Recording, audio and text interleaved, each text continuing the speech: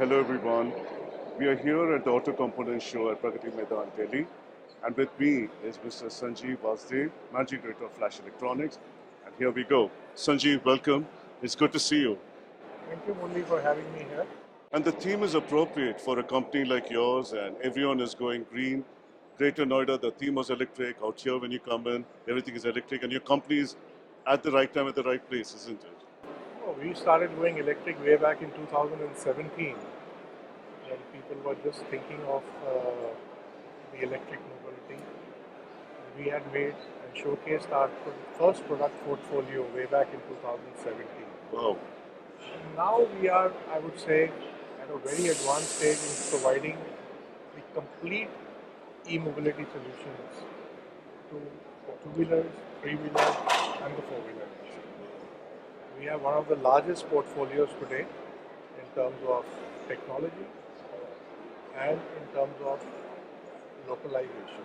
And that is exactly what we have been planning for the past 5 years. What's your one take? I'll come down to the business in a minute, but there are people who believe that it's actually the end of the era for the what you call the internal combustion engine. Is that a view that you subscribe to?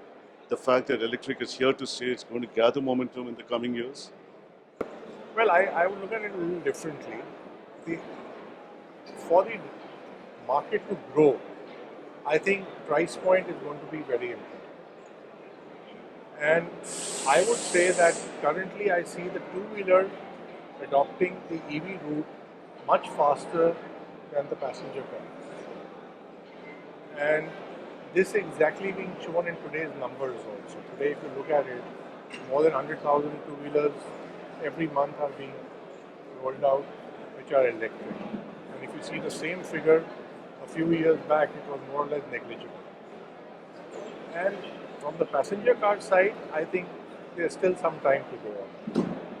Because the pricing differential between the internal combustion engine and the electric car is not justified. Okay, and getting on to Flash Electronics, my research tells me you began aggressively with two and three wheelers. And as you said earlier to me, right now you plan to cover the entire gamut.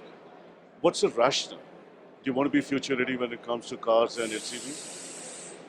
See, what we have basically gone ahead and done, see, two-wheeler and three-wheeler was always our strong domain. We've been present in that domain for over 3 decades. And as far as the passenger car and commercial vehicle market was concerned, we had a very limited presence, or I would say a negligible presence in that segment from India, though that segment we were present in a large way from our European operations, but from the Indian operations, they were not very, let's say, something to talk about. So we thought that this would be an opportunity for us to showcase our ability to the passenger car and the commercial vehicle manufacturers in terms of delivering a product which is innovatively different.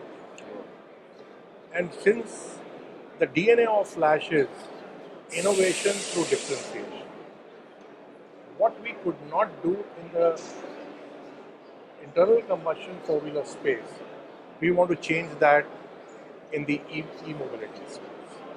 So now I would say we have developed a platform where we can cater in e-mobility not only for a two-wheeler, but we can go up to a bus. That is the kind of range we have developed, and it is all available, ready for adoption from Flash. Wow. Well, how did you go about doing this? Because clearly ally would have helped the cause, I'm sure. So since I told you, we started working on this way back in 2017. And we also realized that it is not going to be possible for us to develop totally on our own. So we started looking for strategic alliances, strategic partners, and we found like-minded partners across the globe. So today we have 5 collaborations spread over Poland, Germany, Switzerland, Wow. and we are just about to sign another collaboration by the end of the month. So this would bring us totally 5 to 6 partners who have been experts in their domain, and they needed a partner who has the knowledge to put the products into mass production Wow. and at a price point which is going to be acceptable. But the most important thing is that these products which we are making with our partners, India is becoming the exclusive manufacturing hub for these high-end products. Wow. So even the partner is going to benefit from the cost operations out of India. Everyone knows India is a low-cost country, Wow. and we would like our partners also to benefit from it. So it is a win-win situation. So we are going to be one of the key players in the e-mobility space from India. Not only catering to India, but catering across the globe.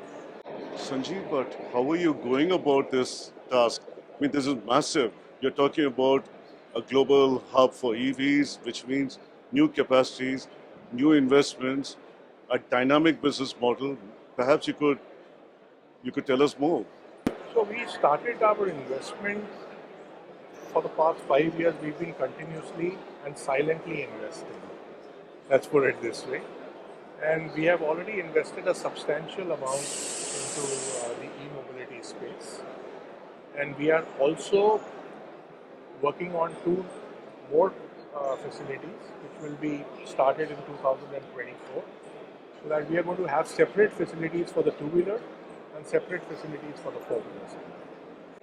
Could you perhaps be more specific? Where are these likely to be located? Well, currently, since bulk of our factories, most of our factories are based out of Pune. We may look at Pune, but we haven't decided, because we will definitely look at opportunities where we find certain incentives, and so we are looking for that opportunity. It can be Pune, it can be Tamil Nadu. That's an indication of things to come. And you did say that you're very close to signing with another ally by the end of this month.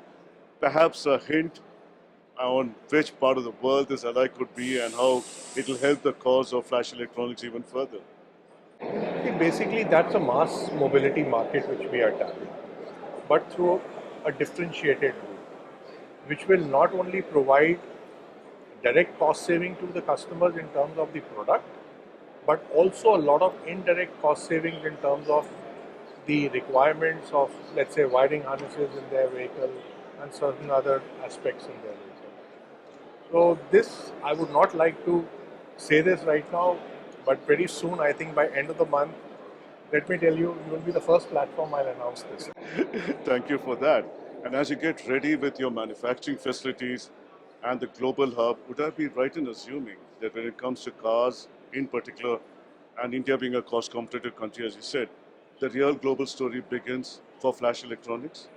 Well, I think Flash is already global. We are already having a lot of global customers. In fact, in 2015, when we acquired our German entity, Bing Power Systems, we have plants in Germany and Hungary. Right. And we've been, we have No, a what lot I of, meant was in the electric domain, yeah, that was in the electric, no, it was not in the electric domain, it was in the ICE domain. the ICE domain. But then the same customers today are also looking at going electric, not only India. Right. So we have an opportunity to be there with them during their journey from ICE to electric. Wow. So can one therefore conceptualize shipments happening across to ASEAN, to Europe? So our biggest markets for export currently are Europe and South America, and we are now looking at a certain market share also in the North American market. There are certain talks going on with some customers, and I'm sure with the new product portfolio which we are going to be soon launching, we should have some kind of a success in those markets too. So our aim is to, out of the total revenue, currently about 23% of our revenue comes from exports. We would like that our export revenue to grow to about 40%. And I think we are well on track to achieve. If you could put a number to that, I mean, Well, currently I would say that our export turnover is approximately about 240 to 300 crores. We would like to take it up to about 600. wow. Sanjeev, this is amazing. Just one last question, if I may. In the midst of all this buoyancy, are there issues that concern you? You know, there's enough volatility across the world, a fair deal of geopolitical tensions happening. We struggled a lot last year because of the semiconductor shortages. Things, what looked like easing out, suddenly again, because of the COVID situation in China, we are not very sure what's going to happen. And barring this, I don't see any other reason that we should have it. We should be worried about it. I think there is a market.